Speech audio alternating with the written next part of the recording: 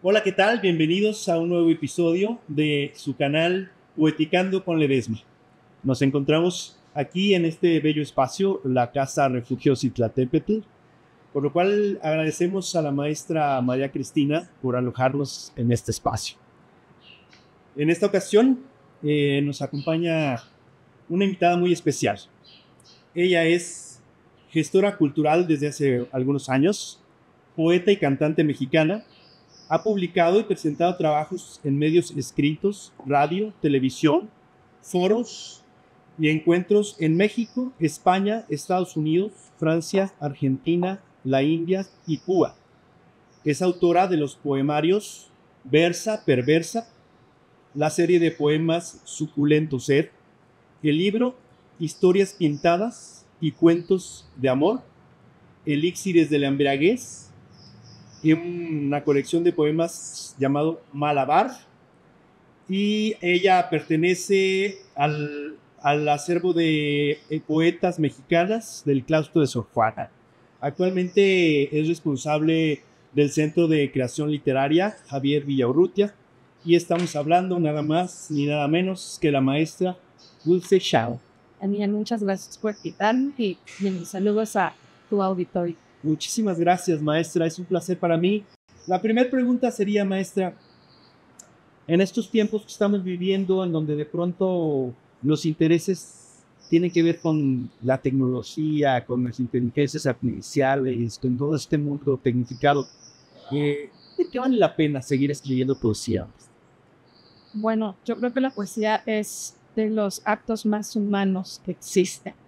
Y justamente en estos tiempos en que la tecnología, las inteligencias, las realidades artificiales y las realidades virtuales nos pueden llegar a enajenar, sí, salvar nuestra humanidad y conservarla es una cosa importantísima, porque si no, justamente, ¿para qué seguir adelante si al final todo lo hace la máquina?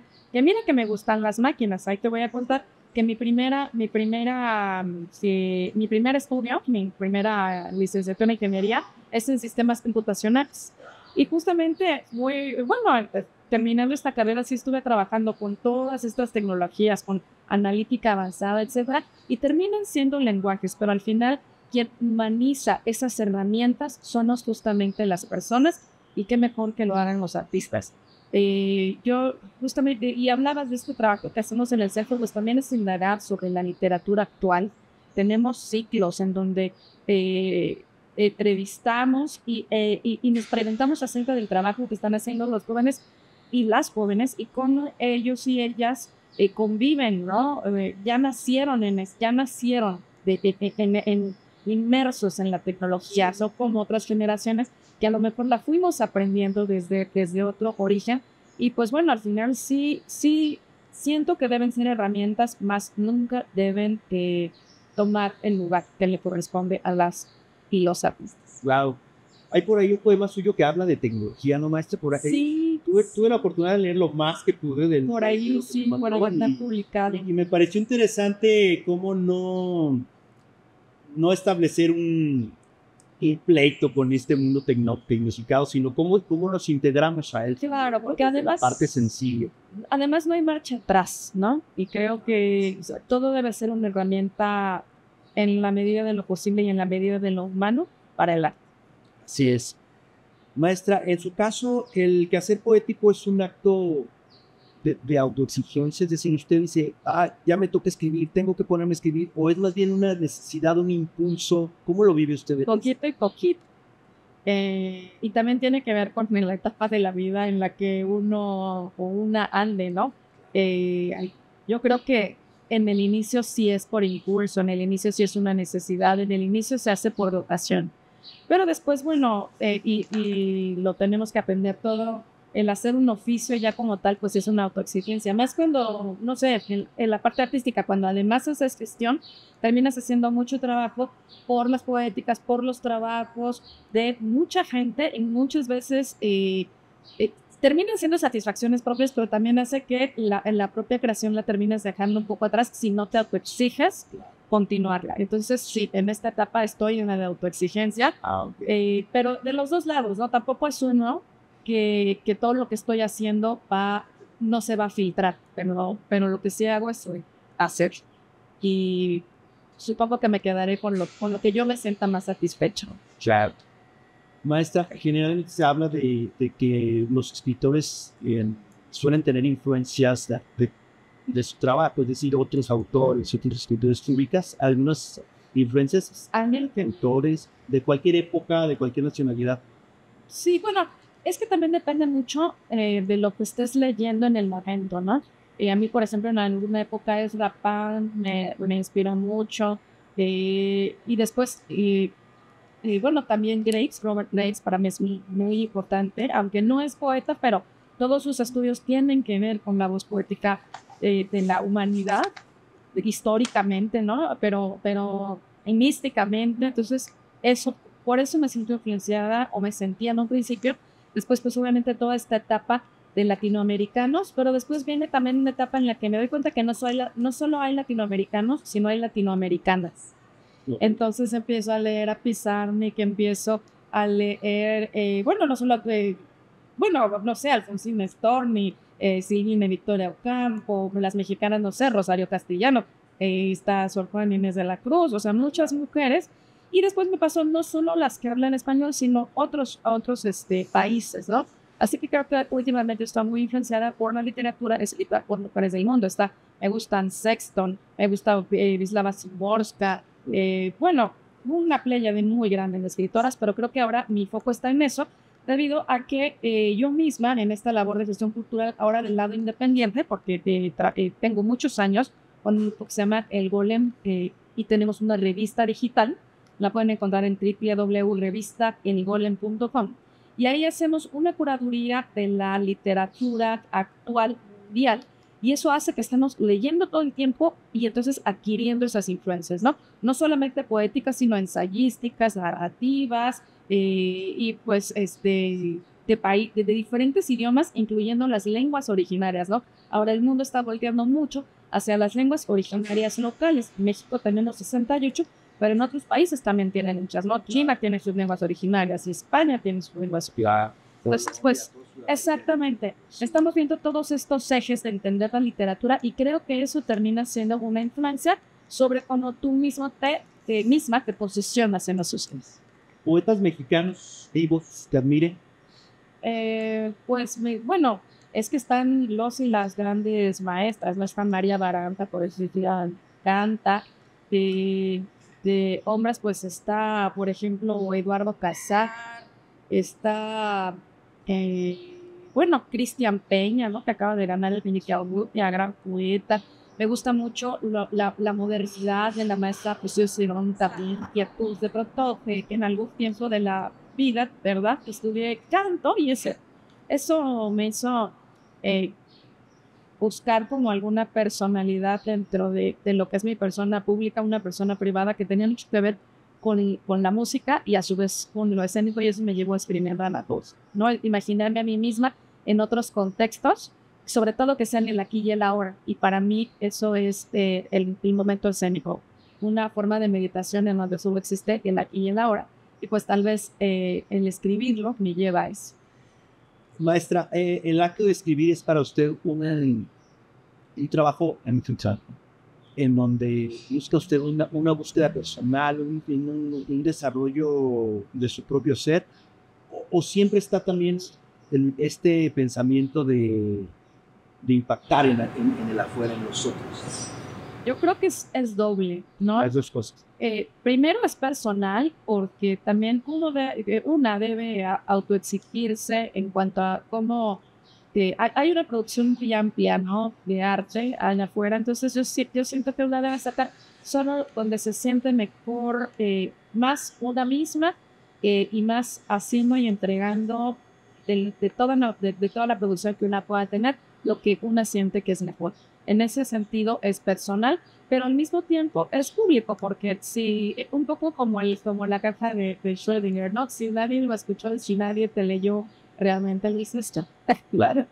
Y bueno, se completa el proceso. Se completa el proceso porque también es un proceso de intercambio, ¿no? Yo creo que cualquier proceso artístico inicia siendo personal, pero si no tiene retroalimentación, de pronto puede llegar hasta vaciar al artista, ¿no? Entonces, claro, porque es toda una energía que se va y esa energía normalmente regresa a través de esa interlocución con la otredad. Entonces, pues bueno, creo que es doble.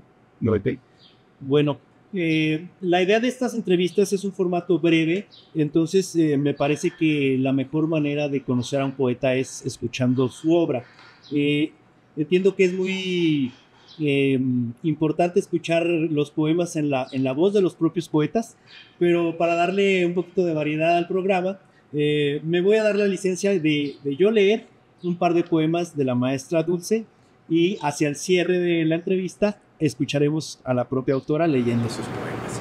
Voy a comenzar con un poema que me voló la cabeza y se llama Las demonias enamoradas. ¿Qué pensamos? Las demonias enamoradas.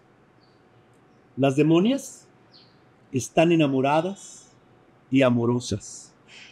Lanzan besos, aullidos en las fauces del infierno. Calcinadas por las brasas interiores, se besan en silencio las demonias. Los ajados pezones se acarician, se palpitan directas, amasadas e invencibles. Nunca tanto amor ha visto el cielo. Gruñen vibrantes, retorcidas, amorosas y viles las demonias. Apártanse los glúteos horrendos y labios de filosos colmillos y encájanse en la carne viva en espantoso ósculo desenfrenado. Hierve sulfurosa, húmeda de amor, la entraña desgajada del abismo. Gime en brama cancerbero, le estalla el sexo al muy villano. Ríen gozosas, amantes, sanguinarias, carcomidas las demonias en oscuros brillos oculares y graznidos genitales. Sí. Se aprontan a las lenguas inmundas y lloran erectas, succionadas y amorosas. Extasiados rostros de monstruosa mueca, son ángeles mutilados las demonias. Enredan sus almas en pecado interminable. Diríase que este era el paraíso derrumbado en llamas. Mas nunca tanto amor ha visto el cielo. Me encanta su poema, maestro. Gracias, Chevrolet.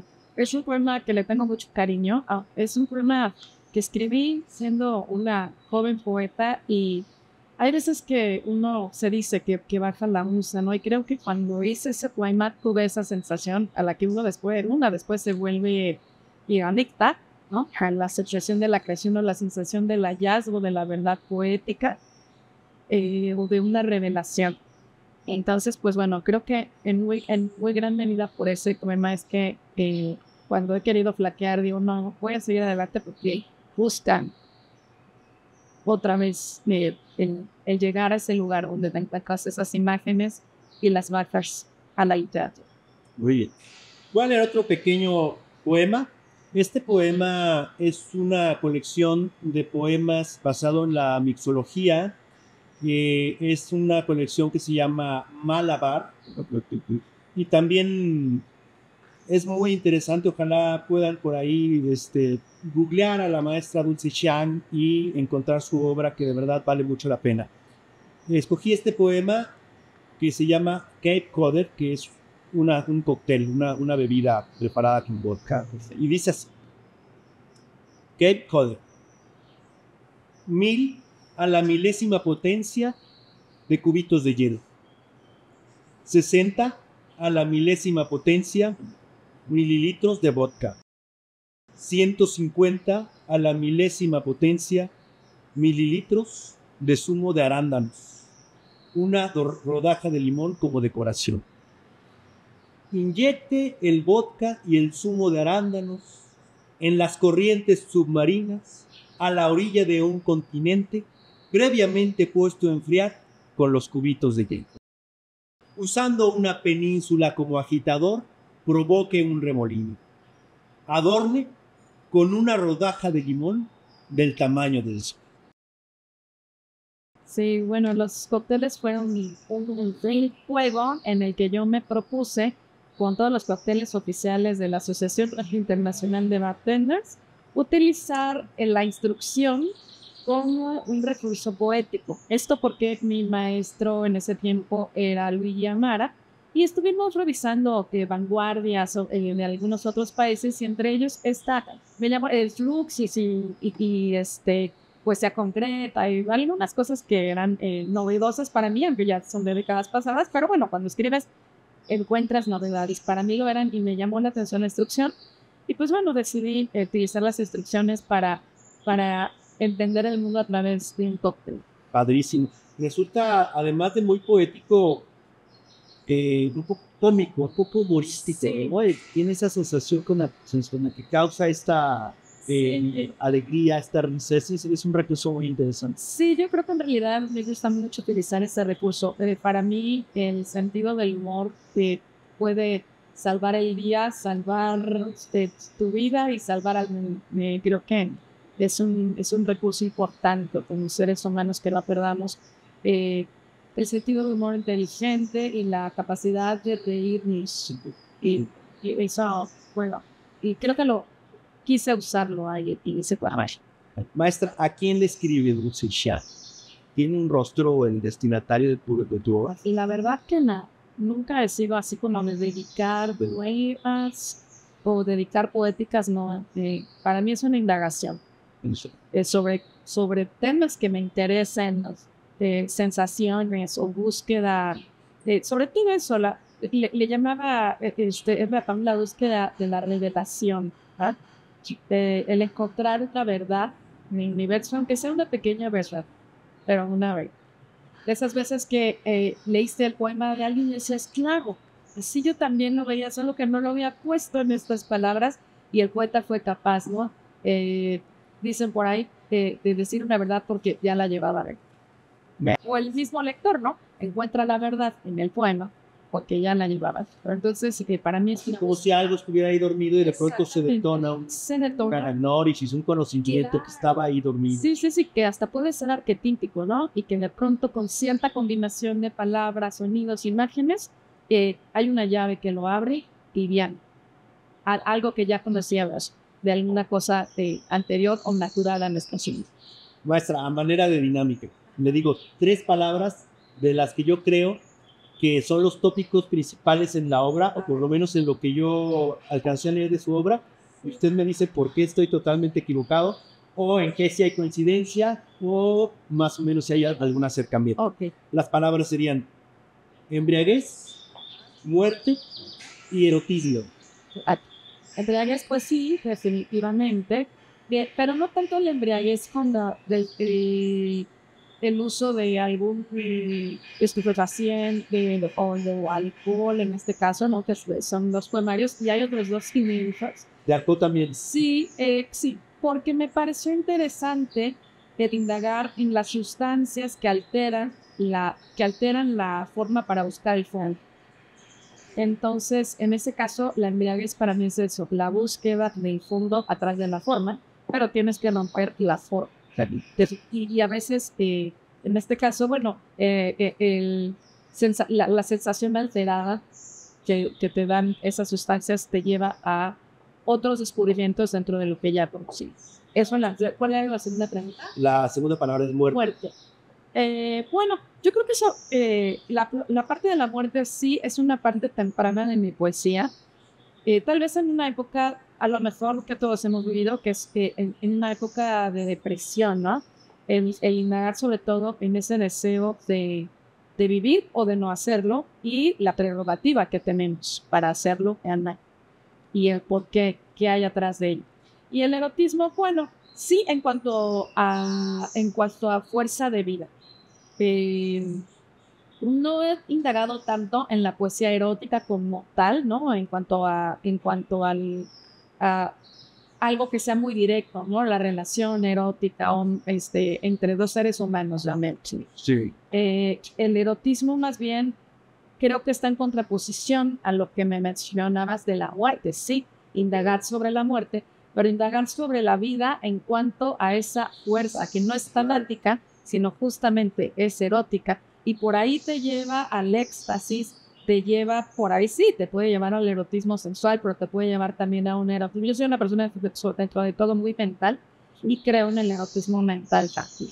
Entonces, ese me gusta también mucho. A ver, ¿cómo sería eso del erotismo? Pues esto que te decía, ¿no? Esas sensaciones de detonar nuevas, no sé, a lo mejor cuando tus neuronas están haciendo unas conexiones que no habían hecho antes, es un poco hacer el amor, pero Es un éxtasis. exacto. De alguna manera, un éxtasis intelectual. De alguna manera. Sí, que bueno, eso no quiere decir que el otro esté nada mal, ¿eh?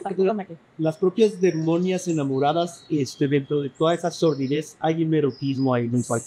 Sí, y es buscar, bueno, un poco a lo Rambo, ¿no? Indagar acerca de la belleza, indagar acerca del amor, indagar acerca de la conexión, aún en lo más exactamente sórdido, hasta lo destructivo,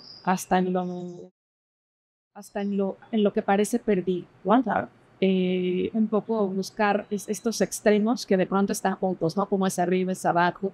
Un poco eso, donde está la oscuridad también está la luz, y donde aparentemente hay perdición, está el amor latente.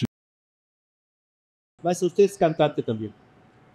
Pues escribí en canto un tiempo. ¿Ha escrito canciones? O sea, Sí, fíjate que sí. Poesía para canciones. Tuve mucho tiempo, estuve en una banda de música world con Matías Carvajal, que es un jazzista. Hicimos un grupo que se llamó Matois, y ahí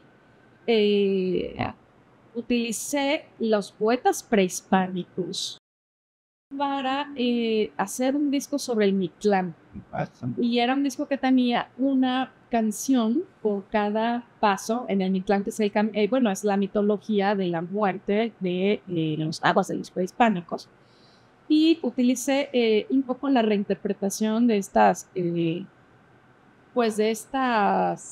traducciones que hizo León Portilla y también Matos Moctezuma en cuanto a investigaciones. Y bueno, pues salió ahí un sincretismo poético musical que fue muy bonito. Y sí, lo he hecho a nivel composición, y algún tiempo ya me pones en contacto con otros tiempos. También el maestro Francisco Curiel, que es de esta dinastía de músicos y artistas mexicanos. También estuve haciendo con él muchas letras de canciones en una época en la que andaba mucho en la SACOM. Entonces sí. ¿Sabes escribir para música un mero poema? O sea, ¿cuál sería? Muy diferente, sí. De hecho, es toda una respiración, y le llamo al hecho de respirar, ¿no? Al hecho de vibrar, al hecho de cómo eso se ve reflejado en mi texto. Sí, en esa época, por ejemplo, en la que estuve con el maestro Francisco Curiel, dejé de escribir poesía y estuve escribiendo canciones. Algunas fueron grabadas, fue toda una época. Después, pues el maestro lamentablemente nos dejó, y pues en esa época se cerró. Seguí con esta parte del world music, y bueno, actualmente estoy más bien ya en la respiración poética. No son épocas también de búsqueda y una quiere plasmar en la obra. Maestra, de alguna manera el pensamiento feminista es un pensamiento que que nos viene transformando a todos, ¿no? Como sociedad. ¿Ubicas alguna influencia en tu obra del pensamiento feminista, o dirías que no tiene nada que ver? Eso, sí, por supuesto que sí. O sea, bueno, es que están las feministas que hemos ido estudiando y releyendo, ¿no? Sobre todo conforme va avanzando la historia. Y me alegra mucho que estemos en esta época en la que replanteamos constantemente el feminismo, ¿no? Yo desde hace 5 años estoy al frente de un festival que se llama Perquis de Violeta, que se hace desde el grupo Engole, pero que también ha obtenido apoyos de varias instituciones culturales. Y Y este festival lo que hace es que en el marco del Día Internacional de la Mujer eh, busca las poéticas más actuales que se están haciendo no solo en México, sino en otros países, y las presenta más o menos en una semana de lecturas. Y eso hace que vayamos escuchando la voz de una época que va cambiando año con año, ¿no? A mí me pasa, ¿no? Ahora en esta cosa tan discutida del lenguaje. Hay poemas que yo ya quiero replantear, que son poemas de otros tiempos. Yo tengo un poema por ahí que tiene una frase que dice: pasemos de niños a hombres huertos. Y en estos años que lo he vuelto a leer, digo, bueno, no soy ni niño ni soy hombre, entonces yo no puedo, ya no me identifico con esa propia escritura. Y no es por decir, ay, es un feminismo recalcitrante o un rechazo al sexo opuesto, etc., a lo masculino, sino un replanteamiento desde más libertad de ser, porque sí, estos movimientos vienen porque no teníamos libertad ni de ser ni de expresarnos, si no era conforme a unos estatutos, pues sí, o sea, ahí sí, impuestos por el patriarcado, ¿no? Le bajamos la importancia de esos estatutos, sobre el plan los eliminamos y nos podemos volver a replantear a nosotras mismas. Entonces, eso también me ha hecho replantear mis propias poéticas, no solo las actuales, sino las pasadas. Y, por ejemplo, algún trabajo de traducción que he hecho, por ejemplo, cuando vienen, generalmente, bueno, en realidad lo hago del inglés porque es el idioma que manejo bien, del inglés español o del español al inglés, pero cuando viene del inglés al español, hablo con las poetas y les digo que su traducción va a incluir, o sea, digamos que ciertas frases son iguales en inglés, si eres hombre que si eres mujer, pero en español. Claro. Entonces, hablo con mi traducido o traducida y les informo que su poema va a ser traducido exactamente en los principios de equidad. Muy bien. Y la verdad es que, bueno, generalmente han estado así. Ya para ir cerrando, maestra, antes de pasar a su lectura, ¿en qué momento de su vida se dio cuenta que podía ser poeta y cómo vivió ese momento? Ya, pues yo creo que fue en la adolescencia, porque tal vez es esta, lo que le llaman libido, a una fuerza, un empuje que no tiene, que de pronto no sabes dónde colocarlo. Y de pronto no sabes, tiene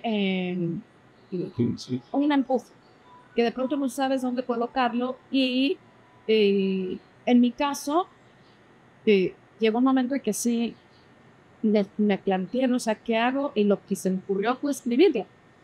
Y tenía ya muchos escritos hasta que se nos... ¿Adolescencia? ¿Qué edad? ¿12, 15? Sí, yo creo que haber empezado como a los 11. Y empezar a hacer diarios. O sea, me di cuenta que me podía expresar a través de un instrumento para escribir y un voz. Y con los años fui teniendo algún trabajo y de pronto, ahora sí que por destino, alguien que sí estaba instruido en la parte de editorial, etcétera, a ver, pásame esos escritos, y me ayudó a hacer un filtrado, ¿no? Y lo que uno tiene que hacer también, tallerear. Y pues ahí fue en que, esta persona me comentó, creo que esto es publicar. Pues llegó el momento de escuchar a la maestra Dulce Xiang, leyéndonos sus propios poemas, para ir cerrando este programa. Muchas gracias, Daniel. ¿No? Bueno, Dale. pues les voy a compartir 3 poemas.